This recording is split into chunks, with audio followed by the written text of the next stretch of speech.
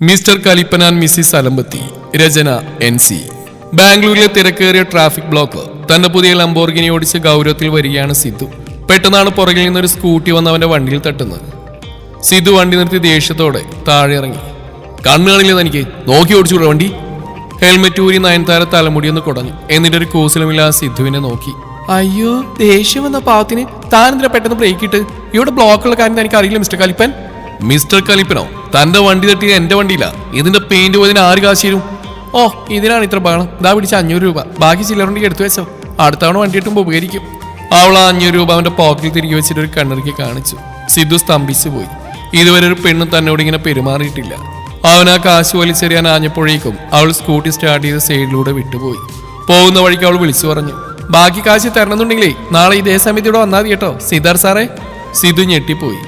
അവൾക്ക് എങ്ങനെ എന്റെ പേരറിയാം? അവൻ തന്റെ ID കാർഡ് നോക്കി. അത് വണ്ടിയുടെ ഡാഷ്ബോർഡിൽ ഇരിപ്പുണ്ടായിരുന്നു. അന്ന് രാത്രി ഓഫീസിലിരിക്കുമ്പോഴും സിദ്ധുവിന്റെ മനസ്സിൽ ആ അലമ്പ് പെൺകുട്ടിയുടെ മുഖമായിരുന്നു. ദേഷ്യമാണോ അതോ കൗതുകമാണോ എന്ന് അവന് മനസ്സിലാവുന്നില്ല. അടുത്ത ദിവസം വൈകുന്നേരം സിദ്ധു ഓഫീസിലെ ലാപ്ടോപ്പും കെട്ടിപ്പിടിച്ച് തന്റെ സ്ഥിരം കോഫി ഷോപ്പിൽ ഇരിക്കുകയാണ്. തലേ ദിവസത്തെ ആ പെൺകുട്ടിയുടെ മുഖം ഇടയ്ക്കിടെ അവന്റെ മനസ്സിൽ വരുന്നുണ്ട്. എന്തൊരു അഹങ്കാരം അവൾക്ക്. 500 രൂപ എന്റെ പോക്കറ്റിൽ തിരികാൻ അവളാറി. പെട്ടെന്ന് അവന്റെ ടേബിളിന് മുമ്പിൽ ഒരു നിഴൽ. നോക്കിയപ്പോൾ സാക്ഷാൽ നയൻതാര. കയ്യിലൊരു വലിയ ക്യാമറയും തൂക്കി അവൾ നിൽക്കുന്നു.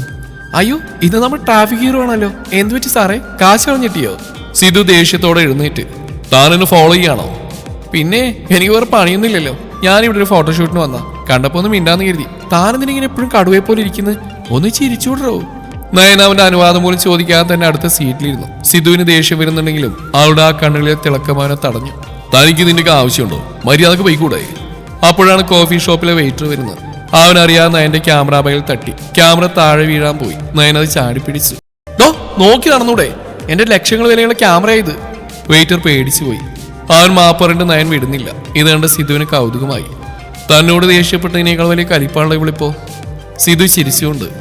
ഇപ്പൊ മനസ്സിലായോ മറ്റുള്ളവര് ദേഷ്യപ്പെടുമ്പോഴുള്ള ഫീല്? നയൻ പെട്ടെന്നൊന്നും തണുത്തു. അവൾ സിധുവിനെ നോക്കി. ഓ, അപ്പൊ സാറിന് ചിരിക്കാനറിയാല്ലേ? കലിപ്പ മോഡ് ഓഫ് ആക്കിയപ്പോ കാണാൻ കുഴപ്പമില്ല. സിധുവിന്റെ മുഖമൊന്ന് ചുവന്നു. അവൻ പെട്ടെന്ന് ഗൗരവം വീണ്ടെടുത്തു. മതി പോഴ്ത്തിയത്. തന്റെ പേരെന്താ?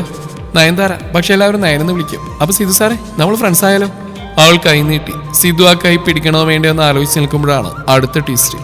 ഒരു സംഘം ആളുകൾ കോഫി ഷോപ്പിലേക്ക് ഇരച്ചു കയറുന്നു. അവർ നയനെയാണ് തിരയുന്നത്. എവിടെയാണ് ആ പെണ്ണ്? ഞങ്ങളുടെ മുതലാളിയുടെ ഫോട്ടോ മോശമായിട്ട് എടുത്ത അവളല്ലേ? നയൻ സിധുവിന്റെ കയ്യിൽ മുറുക്കെ പിടിച്ചു. സിധു ഓടിക്കോ, അവരെന്നെ തല്ലാമെന്നാ. എന്ത്? നീ എന്തൊപ്പിച്ചു വെച്ചാ? കോഫി ഷോപ്പിനുള്ളിലേക്ക് കയറി വന്ന് ആ നാട്ടിലെ ഒരു റൗഡി സംഘമാണ്. നയനെടുത്ത ഏതോ ഒരു ഫോട്ടോ അവർക്ക് പാരയായിട്ടുണ്ട്. സിധു ആണെങ്കിൽ സമാധാനം ആഗ്രഹിക്കുന്ന ടൈപ്പാണ്. പക്ഷെ നയൻ അവന്റെ കയ്യിൽ തൂങ്ങി നിൽക്കുകയാണ്. ഡേയ്, ആ മെമ്മറി കാർഡിങ് തന്നേക്ക്, അല്ലെങ്കിൽ നിന്റെ ഈ ക്യാമറ ഞങ്ങൾ അടിച്ചു പൊട്ടിക്കും. നയൻ സിധുവിന്റെ പുറയിൽ ഒളിച്ചു നിന്നു. സിധു, എന്നെ രക്ഷിക്കില്ലേ? ഇവരെന്നെ തല്ലും.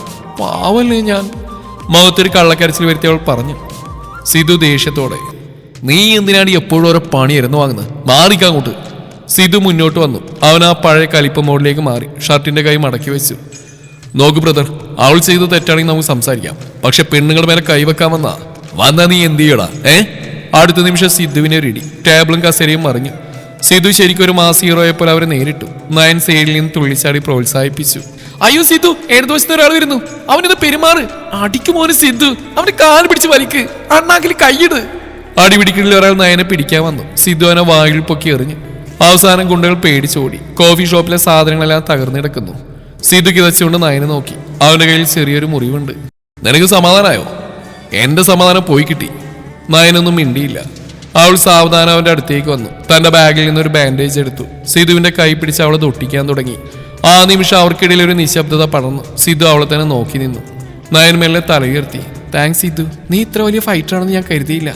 ആ ഇടി കണ്ടപ്പോൾ എനിക്ക് ശരിക്കും നിന്നോട് പ്രണയം തോന്നിപ്പോയി. സിധു ചെറിയൊരു നാണത്തോടെ. പോടി അവിടുന്ന്, ചുമ്മാ തമാശ പറയാതെ. തമാശയല്ലോ സിധു, നീ സീരിയസ് ആയിട്ട് കൂട്ടിക്കോ. നമ്മുടെ കല്യാണം കഴിഞ്ഞാൽ പിന്നെ വീട്ടിൽ എന്ന് ഇതുപോലെ അടിയുമ്പോഴായിരിക്കും. എന്ത് രസമായിരിക്കും അല്ലേ? സിധു ചിരിക്കണോ കരയണോ എന്നറിയാൻ നിന്നു. പക്ഷെ ഉള്ളിൽ എവിടെയോ അവനും സന്തോഷം തോന്നി. അടിയൊക്കെ കഴിഞ്ഞ് കോഫി ഷോപ്പിന് പുറത്തേക്ക് ഇറങ്ങിയപ്പോൾ സിധു തന്നെ സംശയം ചോദിച്ചു. അല്ല നയൻ, ഒരു കാര്യം ചോദിക്കാൻ മറന്നു. നമ്മൾ ഇന്നലെ റോഡിൽ വെച്ച് തലയുണ്ടാക്കുമ്പോൾ നിനക്ക് എൻ്റെ പേരറിയില്ലായിരുന്നു. പക്ഷെ പോകുന്ന വഴിക്ക് നീ സിദ്ധാർത്ഥ എന്ന് വിളിച്ചല്ലോ, അതെങ്ങനെ? നയനൊരു കള്ളച്ചിരിയോടെ തന്നെ ഡിജിറ്റൽ ക്യാമറ ഓൺ ചെയ്ത് അവനെ കാണിച്ചു. ഇതാ നോക്ക് സിധു, ഇന്നലെ നീ വണ്ടിയിൽ നിന്ന് ഇറങ്ങി എന്നോട് ചൂടായപ്പോൾ ഞാൻ നിനക്ക് കുറച്ച് ഫോട്ടോസ് എടുത്തിരുന്നു. ഒരു ആംഗ്രി യങ് മാൻ ലുക്കിന് വേണ്ടി.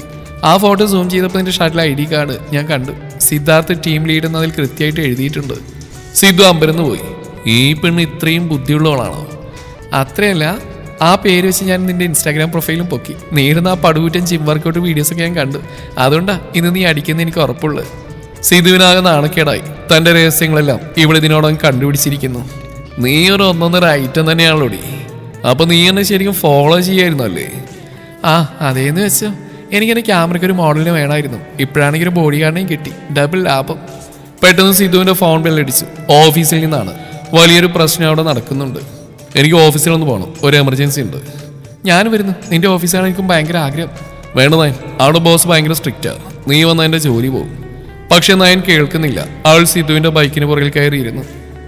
വണ്ടി വിട് സിദ്ധു, നിന്റെ ബോസിനെ നമുക്ക് ഒന്നിച്ച് നേരിടാം. സിദ്ധുവിന്റെ ഓഫീസിലേക്ക് നയൻ കയറി ചെല്ലുമ്പോൾ എല്ലാവരും അത്ഭുതത്തോടെ നോക്കി.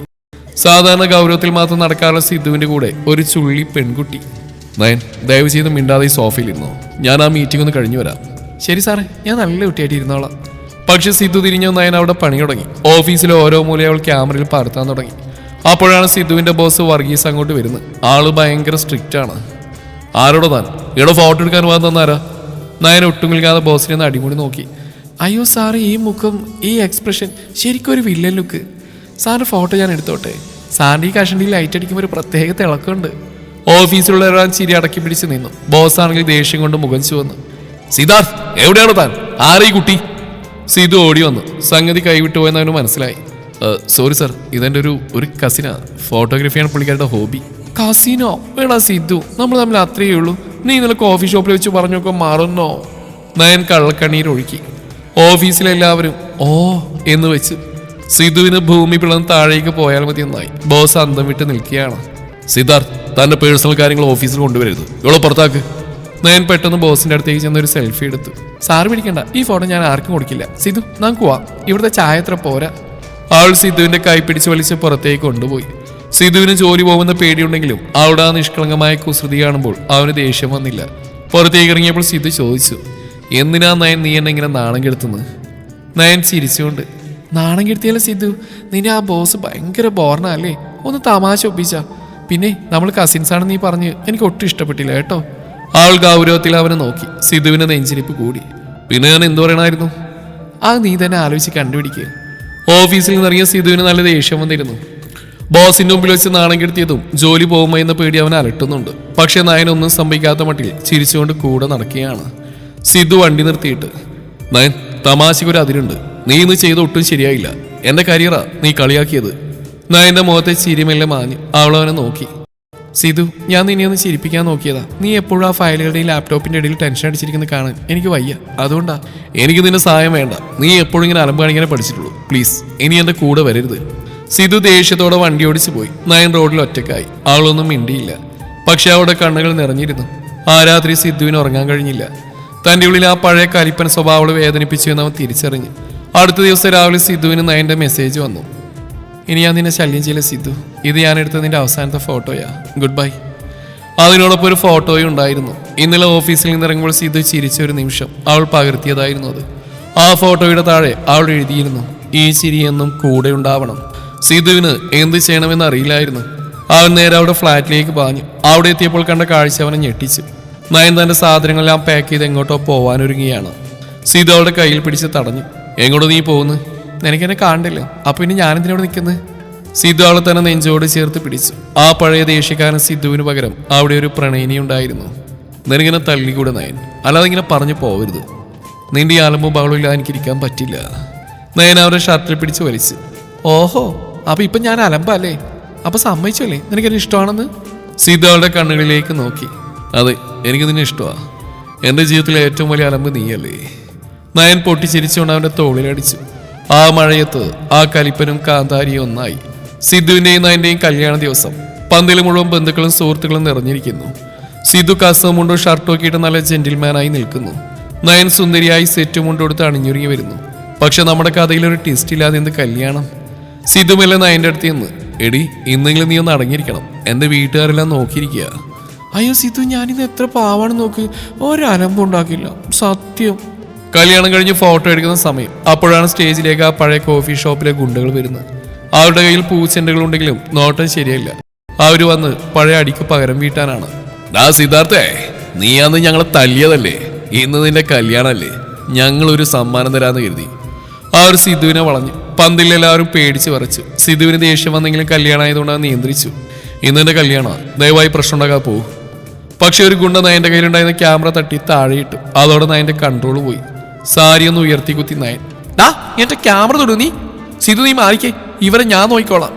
പെട്ടെന്ന് നയൻ അവിടുത്തെ ഒരു നിലവിളക്കെടുത്ത് വീശി. ഗുണ്ടകൾ പേടിച്ച് പിന്നോട്ട് മാറി. സിധുവിനും പിന്നെ അടങ്ങിയിരിക്കാൻ പറ്റിയില്ല. അവൻ തന്റെ മുണ്ട് മടക്കി കുത്തി ഒരു മാസം എൻട്രി കൊടുത്തു. എന്റെ പെണ്ണിനെ തൊടാൻ വന്ന മര്യാദക്കാരൻ സിധു പഴയ കലിപ്പനാവും. പിന്നെ അവിടെ നടന്നൊരു വമ്പൻ തല്ലുമാലയായിരുന്നു. നയൻ പൂച്ചെണ്ടുകൾ കൊണ്ട് ഗുണ്ടകൾ എറിയുന്നു. സിധു അവരെ പന്തലിന് വെളിയിലേക്ക് അടിച്ച് തെറിപ്പിക്കുന്നു. ബന്ധുക്കളെല്ലാം വായ പൊളിച്ച് നോക്കി നിന്നു. അവസാനം ഗുണ്ടകളെല്ലാം ഓടി രക്ഷപ്പെട്ടു. സിധു നയനും കിതച്ചുകൊണ്ട് പരസ്പരം നോക്കി. സിധുവിന്റെ മുണ്ടഴിഞ്ഞു പോയിരുന്നു. നയന്റെ മുടി ആകെ അലങ്കോലായിരുന്നു. നീ പറഞ്ഞ സത്യ നയൻ, നമ്മൾ ഒന്നിച്ചാ ഇന്ന് ഇതുപോലെ അടിയും ബഹളം തന്നെ ആയിരിക്കും. നയൻ ചിരിച്ചുകൊണ്ട് അവന്റെ കയ്യിൽ തൂങ്ങി. അതല്ലേ സിധു രസം, ഒരു കലിപ്പനും ഒരു അലമ്പത്തിയും പെർഫെക്റ്റ് മാച്ച്. സിധു അവളെ ചേർത്ത് പിടിച്ചു. ഫോട്ടോഗ്രാഫർ ആ നിമിഷം അവരുടെ മാസ് പോസ് ക്യാമറയിൽ പകർത്തി.